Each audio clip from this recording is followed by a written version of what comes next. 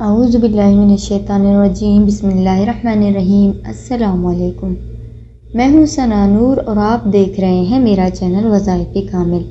آج میں آپ کی خدمت میں جمعۃ المبارک کا بہت ہی خاص اور مجرب وظیفہ لے کر حاضر ہوئی ہوں۔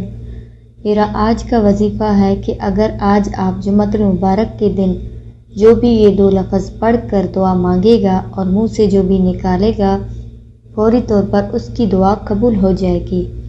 اب اس کی دعا کسی چیز کے بھی متعلق ہو، چاہے وہ کوئی خواہش ہو جو کہ صدیوں سے پوری نہیں ہو رہی ہو، برسوں سے اس کی یہ خواہش رہی ہو لیکن وہ قبول نہ ہو رہی ہو، کوئی دعا ہو جس میں کسی قسم کا کوئی بھی مسئلہ ہو سکتا ہے، دولت کا مسئلہ ہو سکتا ہے، گھر خریدنے کا مسئلہ ہو سکتا ہے، کاروباری کا مسئلہ ہو سکتا ہے، کسی بھی قسم کا مسئلہ ہو سکتا ہے کہ کوئی بھی حاجت ہے، تو آج اس مبارک اور بابرکت دن میں، جمعۃ المبارک کے دن میں آپ لوگ بس یہ 2 لفظ پڑھ کر دعا مانگیں گے، انشاءاللہ تعالیٰ آپ کی ہر دعا، ہر حاجت قبول ہو جائے گی انشاءاللہ۔ تو آپ نے جمعۃ المبارک کے دن غسل کرنا ہے، کثرت سے درود پاک پڑھنا ہے، اور اس کے علاوہ جب کوئی شخص جمعہ سے فارغ ہو کر بغیر کلام کیے سورہ فاتحہ، سورہ اخلاص اور معوذتین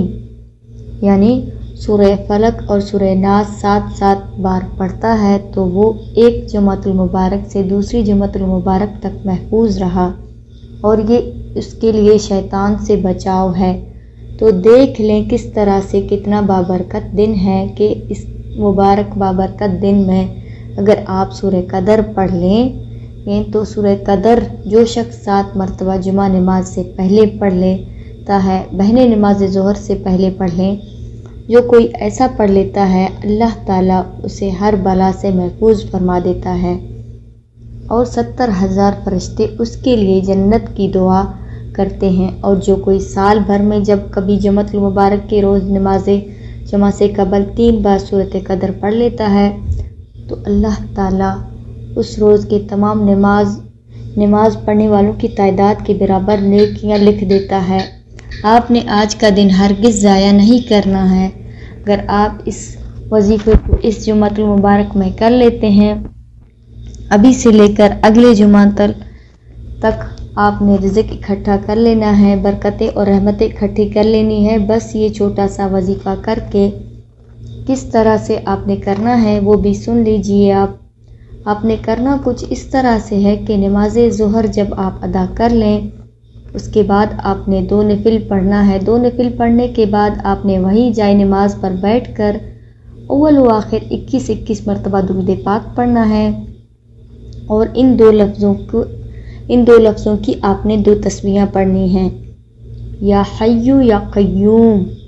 یا حیو یا قیوم کی 2 تسبیحاں یعنی 200 مرتبہ پڑھنا ہے، اور یہ آپ نے پڑھنے کے بعد آخر میں 21 مرتبہ درود پاک پڑھنا ہے۔ درود پاک پڑھنے کے بعد اللہ تبارک و تعالیٰ کی بارگاہ میں دعا مانگنی ہے۔ انشاءاللہ تعالیٰ جو بھی آپ اپنی زبان سے پہلی دعا نکالیں گی وہ آپ کی دعا قبول ہو جائے گی انشاءاللہ تعالیٰ۔